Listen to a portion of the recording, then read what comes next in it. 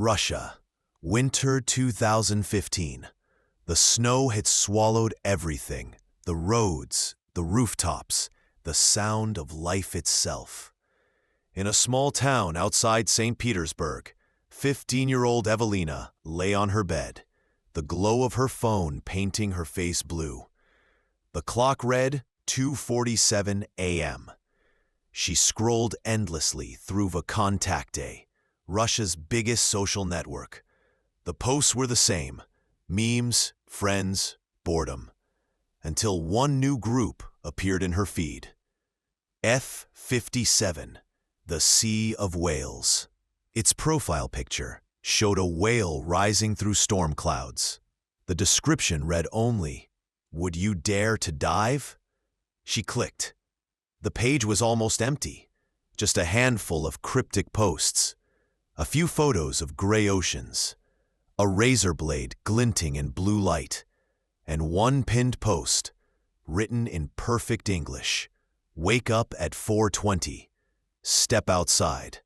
The sky will whisper your name." At first, Evelina laughed. Some creepy internet joke, she thought. But she couldn't help it. Her finger hovered over Join Group.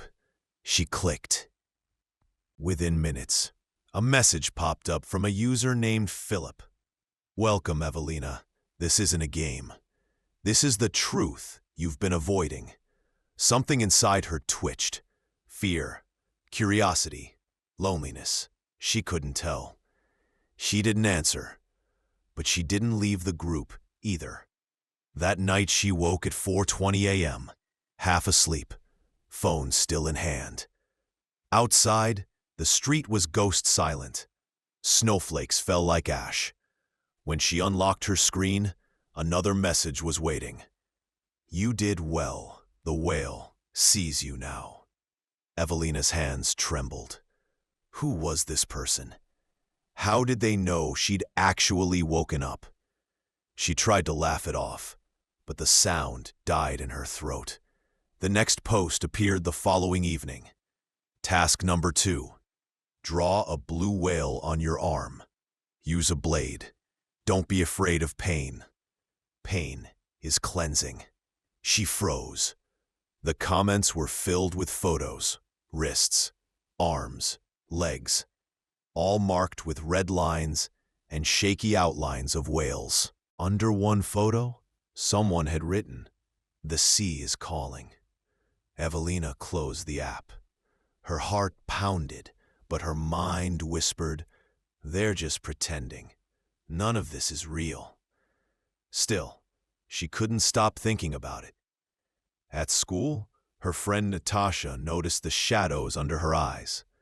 "You're in that stupid whale group, aren't you?" "It's just a challenge, nothing serious." A girl from the next town killed herself because of that group. They said it was the final task. Evelina rolled her eyes, but something cold crawled down her spine. That night, she opened the group again. A new post had appeared. Another one has joined the ocean. Her name was Alina. She is free now. The post included a photo, a teenage girl standing at the edge of a tall building, the city blurred behind her. It was Alina, a girl from their school. Evelina had shared a desk with her in art class. Her breath caught. Her mind screamed, "This can't be real." But the image was time-stamped only hours ago. Philip messaged again. "You saw Alina. She was brave. You can be brave too. Every whale must dive deeper. Are you ready?" Evelina didn't reply, but that same hollow ache, the one that whispered you don't belong anywhere, began to fill with his words. It felt like someone finally saw her. At 2 a.m., another message arrived. "If you don't reply, the game will find you anyway." The next morning, the news broke. Another teen suicide, suspected internet influence. The reporters didn't name the group, but those who knew, knew. Across Russia and Eastern Europe, whispers spread of an online death game. They called it the Blue Whale Challenge. Each player was sent to receive 50 tasks over 50 days, starting with harmless ones, waking up early, watching horror clips, then escalating. Day 45, stand on a high building. Day 50, jump. Nobody outside the group truly understood how deep it went, how it preyed on depression, isolation, teenage rebellion, and turned it into obedience. Evelina began to change. She stopped eating with her family. She started sleeping less. Her skin grew pale, her eyes darker, like she was drifting further into some silent ocean. Her notebook filled with sketches of whales and waves. On the back page, she wrote in Russian, "The whale sees me." Her mother found the drawing, but thought it was a school project. Then one night, the door creaked open. Philip's message appeared again. "Tomorrow, we start the real game. Task 1, carve your path." Evelina typed, "What if I don't want to play anymore?" The reply came instantly. "Too late, little whale. You're already swimming." By 2016, the Russian police had recorded over 130 suicides, possibly linked to the blue whale phenomenon. Most of them between the ages of 12 and 17. Every case shared eerie similarities. Drawings of whales, messages sent at 4:20 a.m., and phrases like, "I am free now," or "The sea is calling." And somewhere behind those screens was a man, or several men, who called themselves curators. One of them was Philip Budakin, a 21-year-old psychology student who later admitted, "I wanted to cleanse society of people who didn't value their lives." But for Evelina, that truth hadn't come yet. She was still inside the current, being pulled deeper every day. And the whale was watching. February 2016. Across the Russian internet, something was moving, quietly, invisibly, beneath the noise of everyday life. It started on VKontakte, but soon spread to smaller platforms, private chat rooms, and encrypted message boards. People whispered about F57, Wake Me at 4:20, and the Whale Game. Each one seemed to lead back to the same shadowed network, where hundreds of teenagers gathered to talk about the ocean, death, and freedom. Evelina's phone buzzed at 4:20 every night now. Her alarm wasn't even set anymore.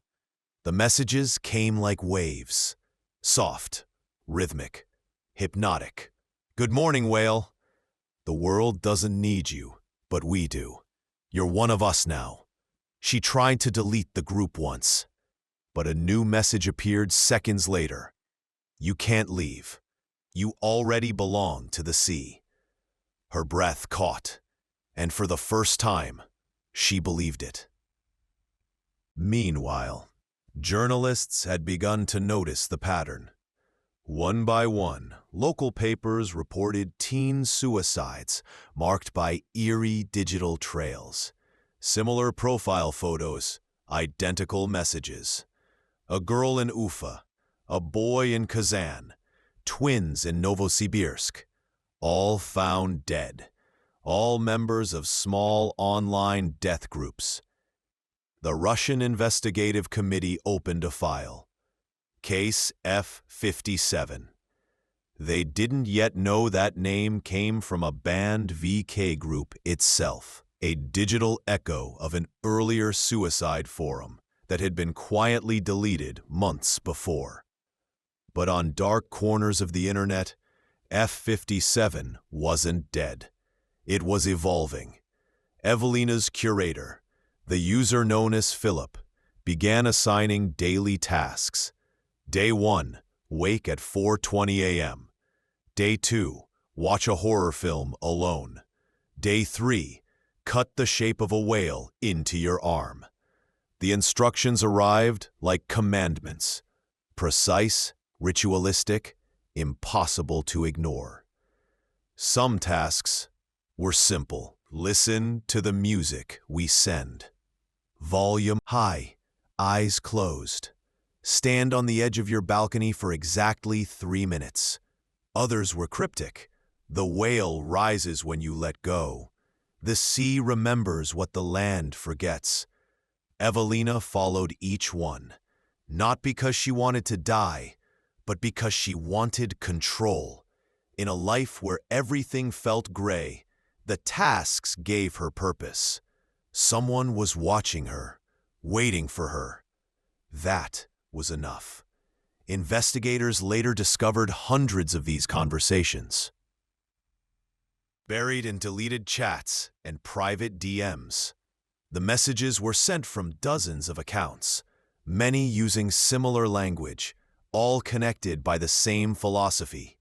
The game is not about death, it's about evolution. Philip Budeikin, when finally arrested in 2017, told police, "These people were happy to die. I gave them what they wanted." He smiled as he said it. By March 2016, Russia's Novaya Gazeta published the first article exposing the phenomenon. The headline read, "Death Groups, Online Suicide Games That Claim 130 Teen Lives." It sent shockwaves through the country. Parents panicked. Schools ordered social media bans. Lawmakers demanded new internet censorship laws. But for every group that got shut down, 5 more appeared under new names. Ocean Waves, Quiet House, Sleepwalker 65, F40, Whale Sea Heaven. And in one of those groups, Evelina was still playing. That night, her task was different. Philip sent her a photo, a rooftop view of her own city, taken from a building she recognized. "Task number 22, he wrote. "Go there tomorrow, you'll understand." Her pulse raced. It felt like destiny. She couldn't sleep. The next morning, she skipped school and took the tram downtown. The building was an old factory, abandoned and crumbling.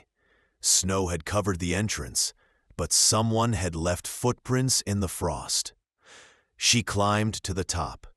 The city stretched endlessly below, frozen, silent, small. She felt powerful, infinite, unseen. Then her phone buzzed. "Do you feel the wind?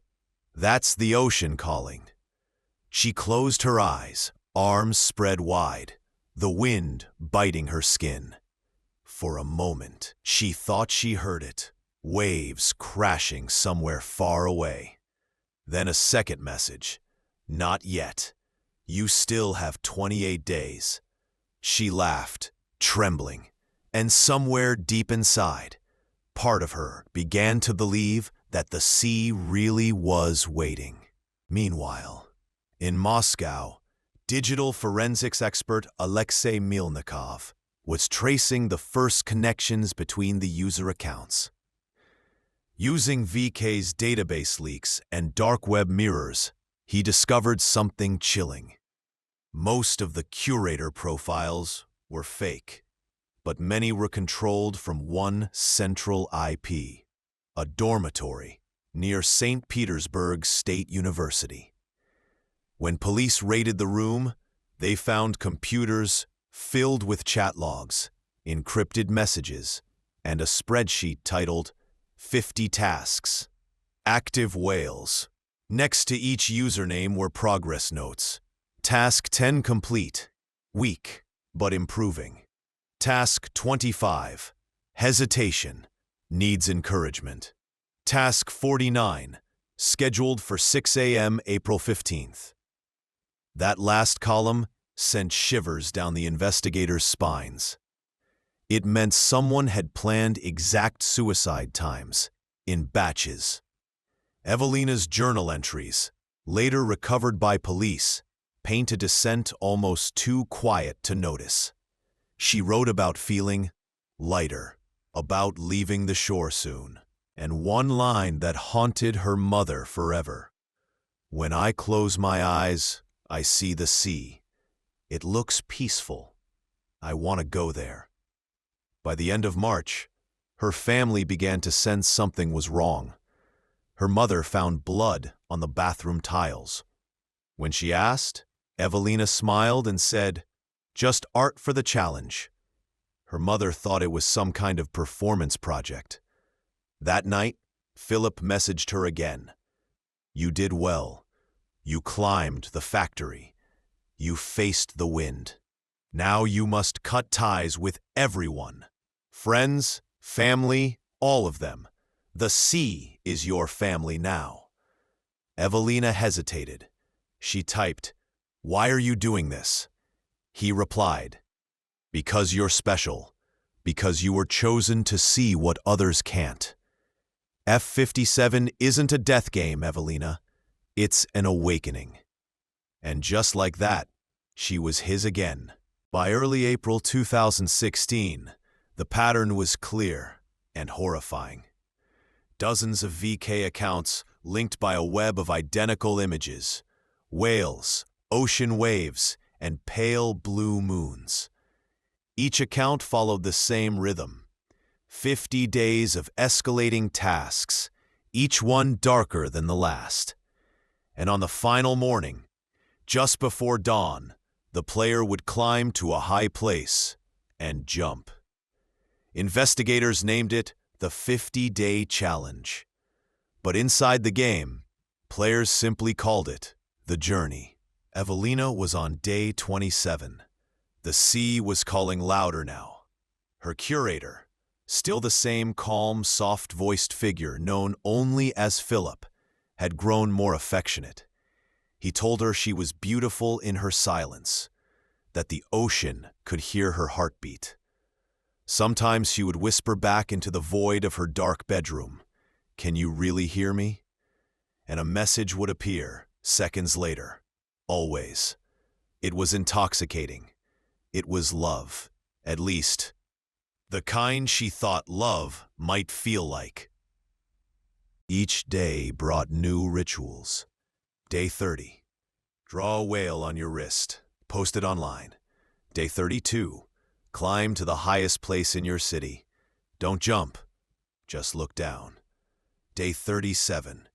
If someone asks where you are, say you're already gone. By now, Evelina's classmates noticed she was different. Quiet, detached, almost serene. But when they joked about the blue whale thing, she didn't laugh. She just said softly, "It's not a game." Across Russia, the phenomenon had exploded. Hashtags like #IamWhale and #F57Awake began appearing on VK, Twitter, and Instagram.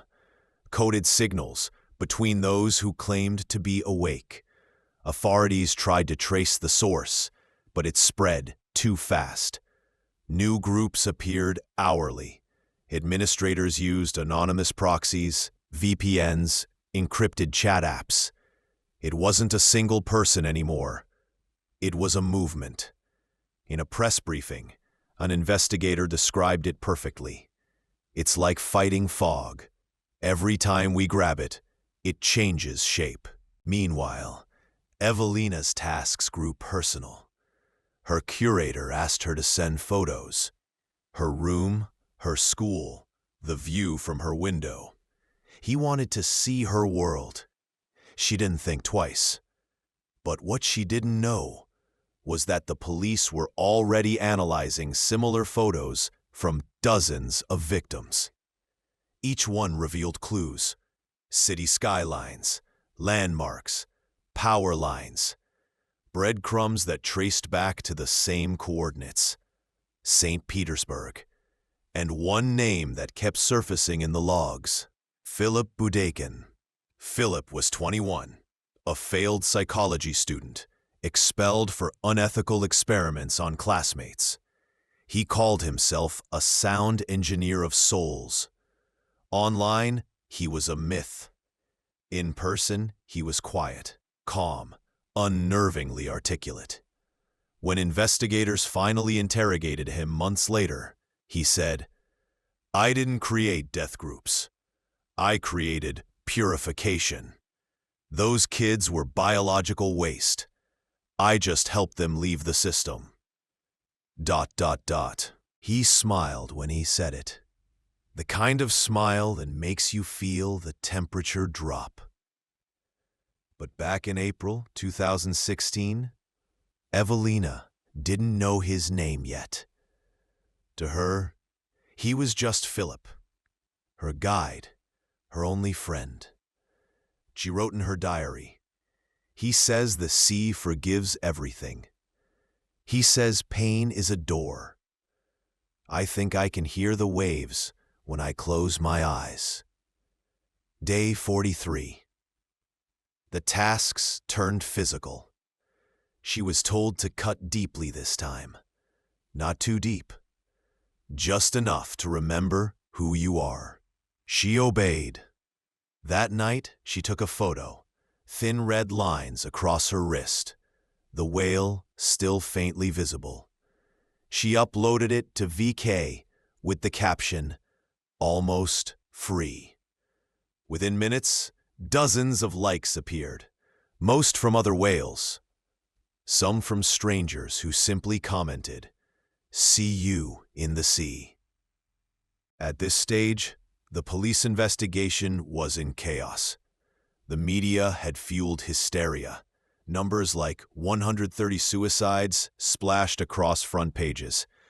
Some of it was exaggerated, but the real data still terrified them. By April 2016, at least 20 confirmed deaths were linked to the pattern. Digital analysts traced the network's roots to 20-plus admin accounts, many using similar writing styles and linguistic fingerprints. Every one of them had downloaded a file called bluewhale.wav, a haunting, distorted sound clip. It contained low-frequency tones known to trigger anxiety and dissociation. The file was being shared in private VK groups under the guise of relaxation therapy. Experts later called it digital grooming. Slow psychological erosion, disguised as belonging. Evelina's mother finally confronted her after finding the whale carvings. "Who's sending you these things?" she cried. "You're hurting yourself." Evelina only smiled. "You wouldn't understand. The land is too loud." That night, she blocked her mother's number. Day 48. Philip's tone changed. No more affection, no more gentle voice. Now it was orders. "You promised, Evelina. Don't be weak now. There are hundreds like you. You don't want to disappoint them." He sent a final photo, a distant view of her building, taken from across the street. Her heart stopped. He knew where she lived. He'd always known. She typed back, trembling, "Please, stop." But the reply came instantly. "Finish the game, or we will finish it for you." Day 49. Evelina disappeared. Her last VK post simply said, "The sea is calm tonight." Neighbors reported seeing her walking barefoot toward the bridge at dawn. Police divers found nothing. Her phone, retrieved from the riverbank, was still logged into the F-57 chat. Her final unread message was from Philip. "You did well, my little whale. Welcome home." The news broke days later. Teen linked to suicide challenge. Panic exploded. Within weeks, more arrests followed. Moderators, content creators, copycats. Philip Budakin was finally caught in November 2016. He confessed to manipulating at least 16 confirmed victims. But experts believe the real number is far higher, possibly in the hundreds. When asked if he regretted it, he said simply, "No, they died happy. I gave them what they wanted." But the story didn't end with his arrest. The blue whale phenomenon had mutated, spreading to Ukraine, India, the UK, and Brazil. Police in each country reported eerily similar cases.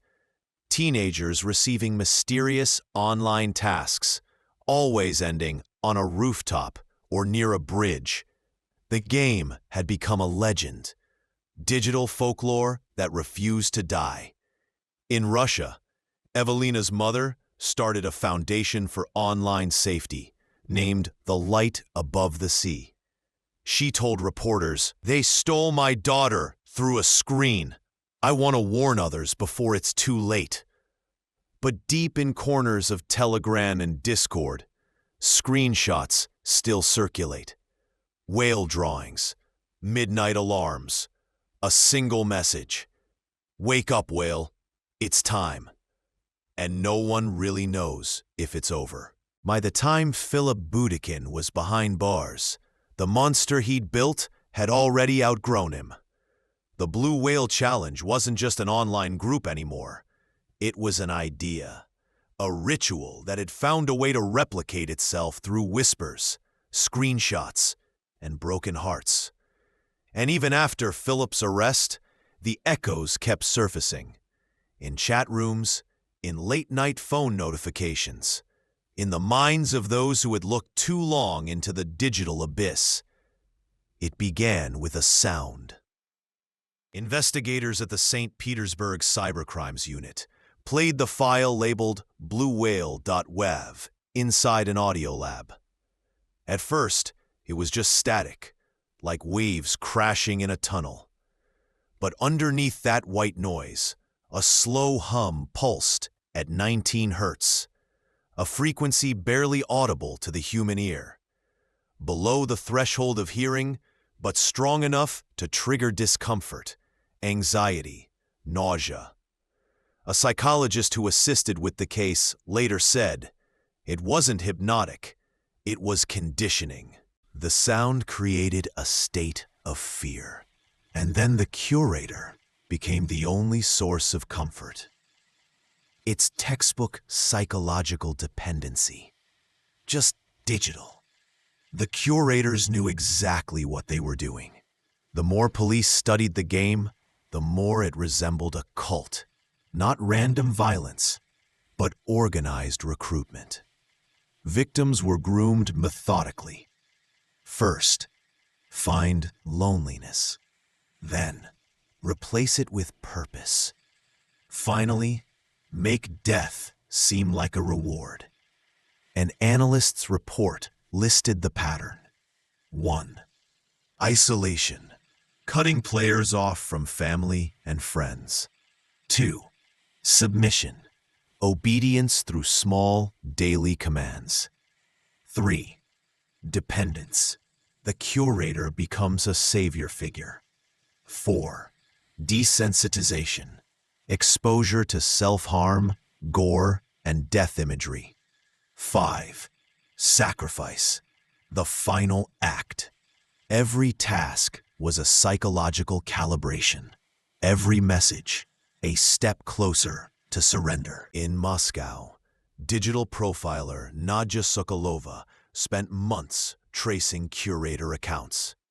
Most of them used fake identities, names like Ice Lord, Sea Mother, Wakekeeper.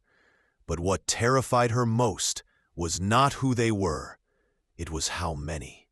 "We expected one person, maybe two," she said in an interview. "Instead, we found hundreds. Copycats, imitators, predators. Some did it for control, others for pleasure, some just to feel like they mattered." The blue whale had become a franchise of despair. Meanwhile, outside Russia, the ripple effect began. May 2017, Mumbai, India. A 14-year-old boy jumped from a building, clutching a notebook. Inside, the last line read, "I have completed the challenge. The blue whale is calling me." July 2017, Brazil.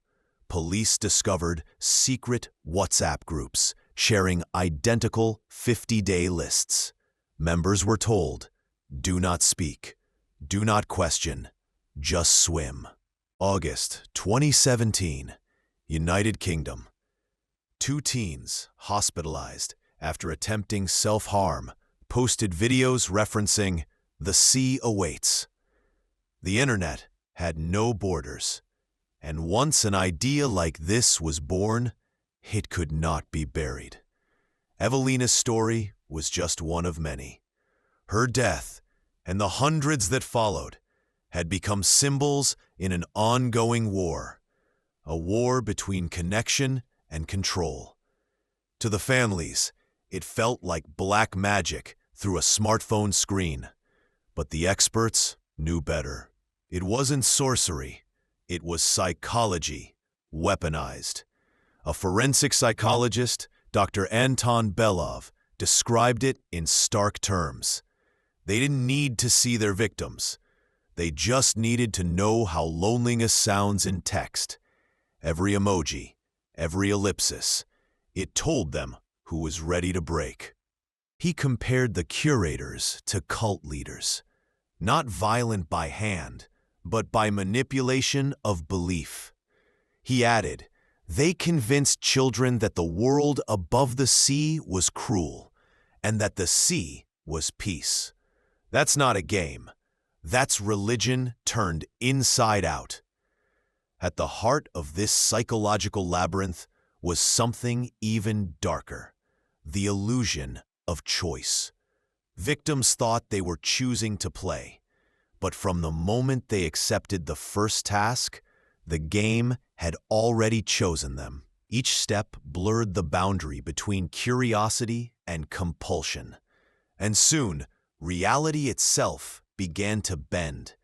Survivors later described the same recurring dream, falling underwater while a voice whispers that everything is okay.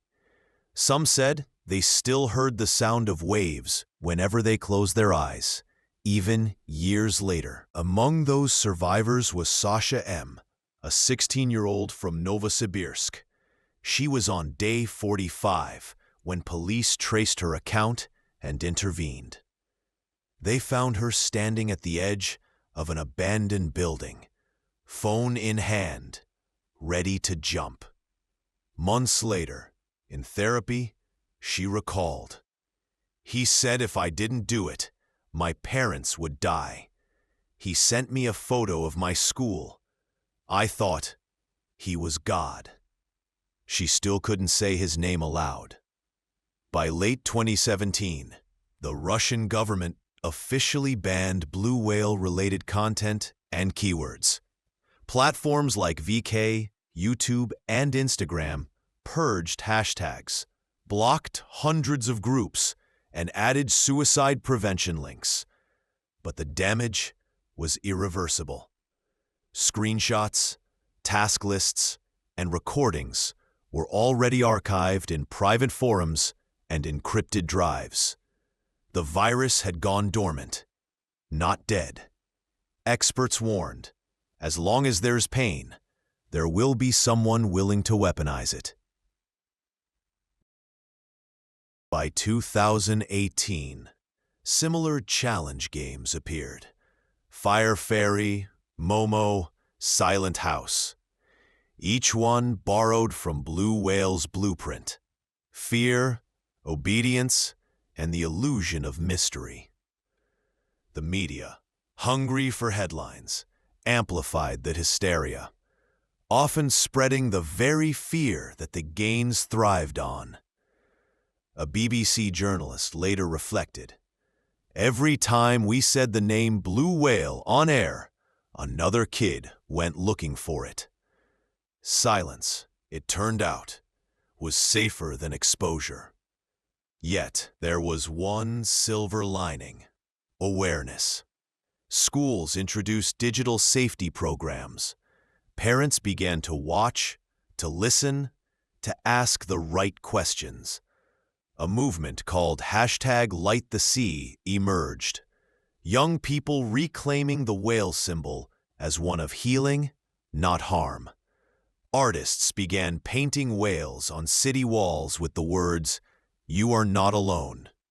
And still, some nights, in dim corners of the internet, you can find new accounts with blue whale avatars, new whispers, new promises of belonging.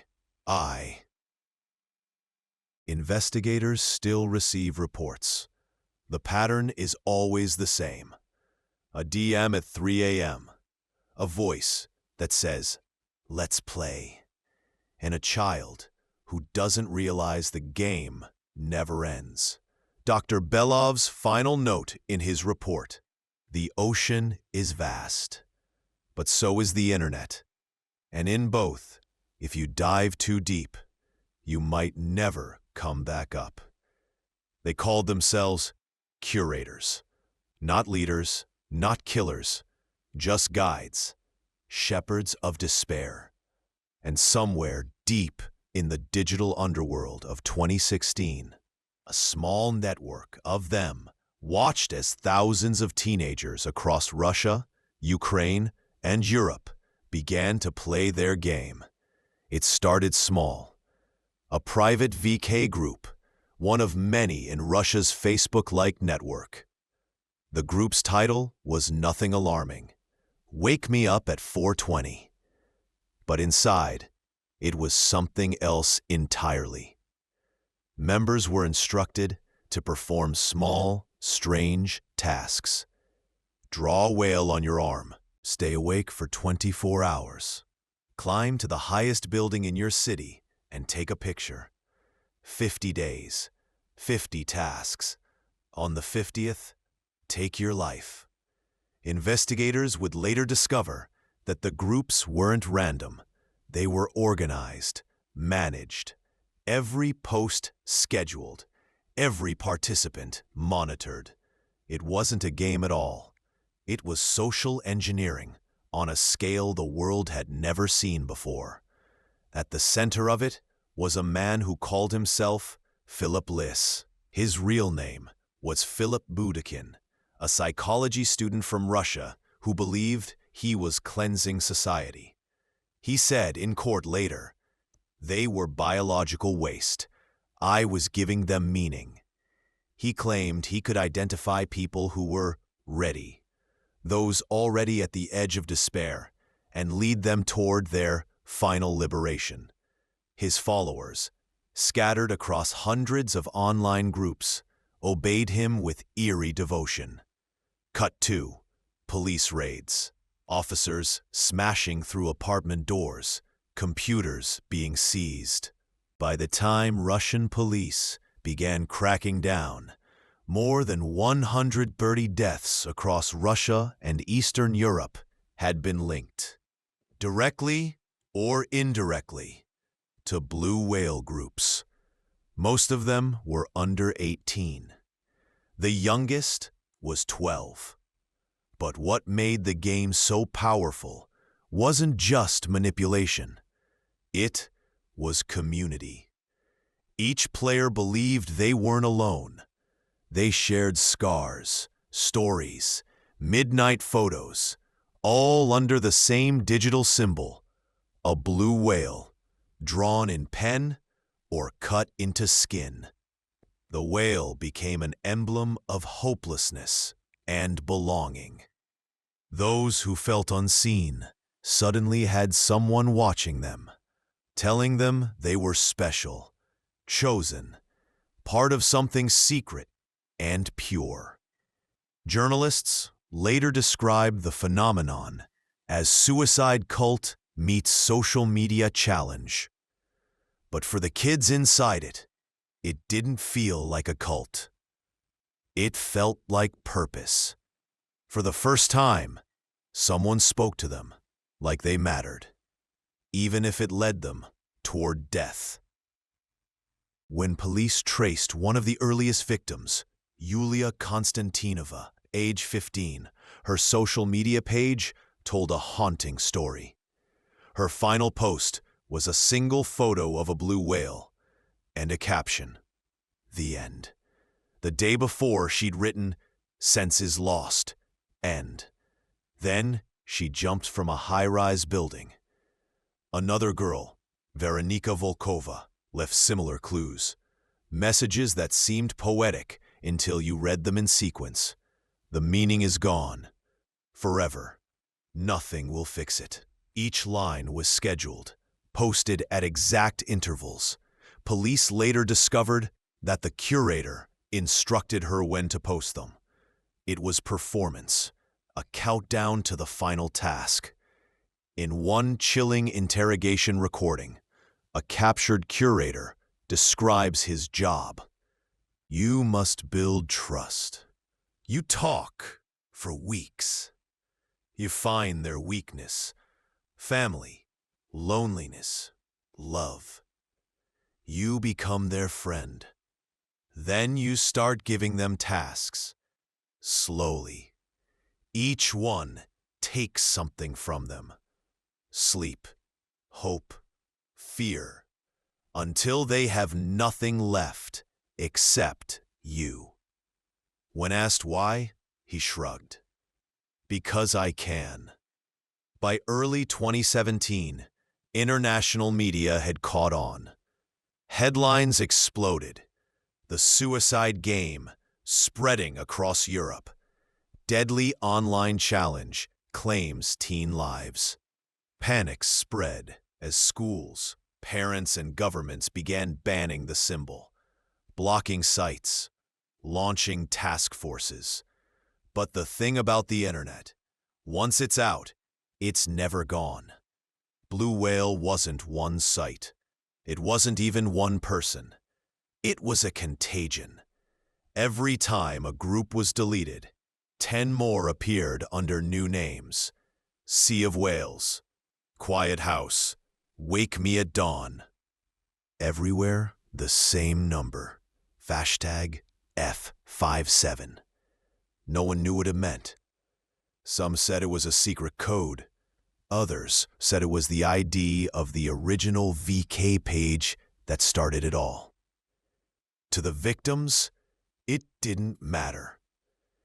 Hashtag F57 became a badge of belonging. Meanwhile, in a small apartment in St. Petersburg, police arrested Philip Gudakin. He didn't resist. He smiled. When the interrogator asked him if he felt remorse, he said calmly, "No, they wanted this. I just helped them." He admitted to creating at least 8 suicide groups and curating 16 teens to death. When investigators checked his laptop, they found hundreds of messages, scripts, task lists, digital diaries of each victim's 50-day journey. Every one ended with the same sentence: "You are ready. Jump." He was sentenced to 3 years in prison, a punishment many called absurdly light. But even behind bars, imitators appeared. People who called themselves new curators, so claimed to carry on his mission. The Blue Whale Challenge wasn't just one story. It was a mirror, reflecting the loneliness of an entire generation raised online. It showed how fragile the boundary between connection and control could be. And even after the arrests, the bans, the panic, similar games kept resurfacing. Momo, the Red Owl, Wake Me at 4:20. Different names, same void. When the first reports of Blue Whale hit the Western media, most dismissed them as hoaxes. Surely, people said, it can't be real, an online game that drives teens to suicide? but deep inside online archives, chat logs, and encrypted forums, fragments of truth still floated like digital ghosts. A journalist named Daria Polikarpova was one of the first to dive in. Using a fake VK profile, she joined one of the challenge groups in late 2016. Her fake persona, Anya, age 15, depressed, lonely. Within hours, a message arrived. "Welcome to the game. I will be your curator. Do not leave once you start." The profile picture was a cartoon whale. The name? Silent Sea. An intentional misspelling that made it feel almost poetic. Day 1. Cut a small whale on your arm. Day 2. Wake at 4:20. Don't speak to anyone. Day 3. Watch a horror movie alone. By day 4, Daria couldn't sleep. By day 5, she wrote in her notes, "It's like hypnosis. Even though I know it's fake, I feel controlled." When she finally revealed herself as a journalist, the curator vanished. Her account was deleted. 2 days later, her phone received a text from an unknown number. "You broke the rules." She turned it over to the police. The number was untraceable. Law enforcement had been chasing shadows. Each curator used VPNs, fake IDs, anonymized emails.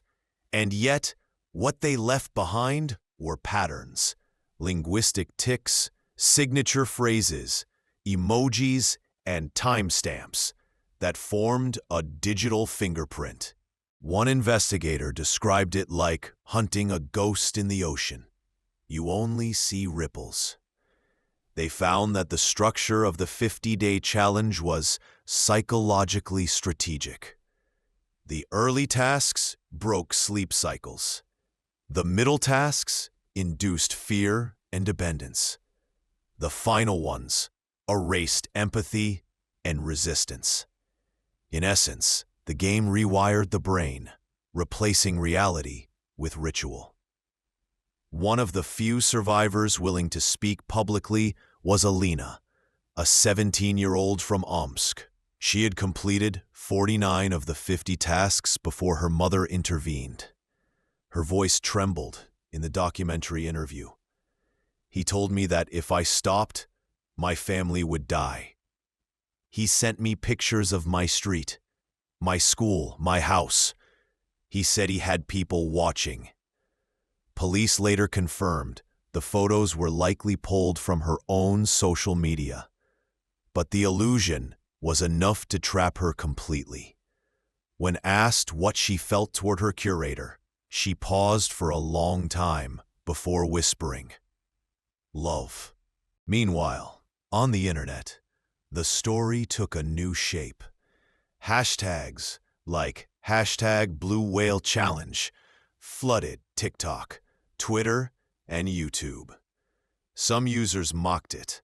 Others romanticized it. Within weeks, a phenomenon born in secret Russian chat rooms became global folklore. Parents warned children. Schools sent letters home. Influencers made videos debunking or dramatizing it. The line between reality and myth blurred completely.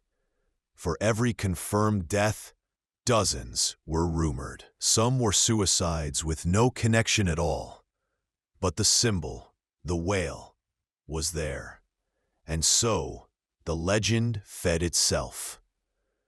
Brazil, India, Argentina, the United States.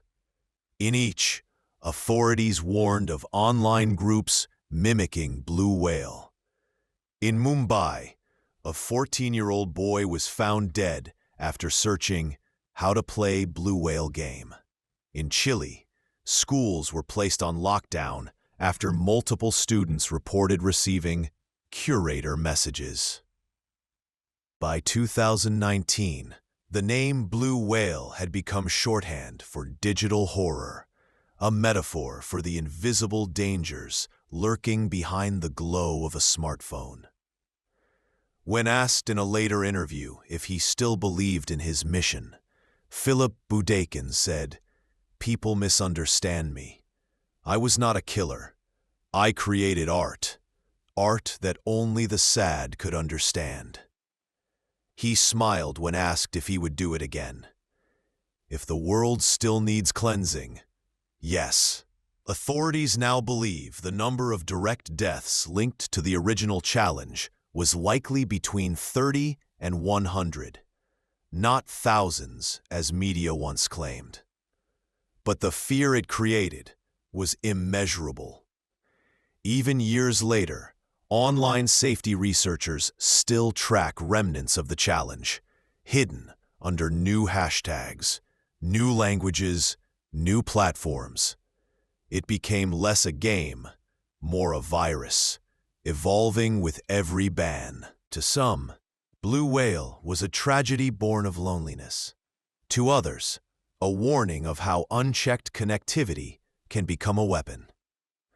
But for those who lost someone, it remains something darker.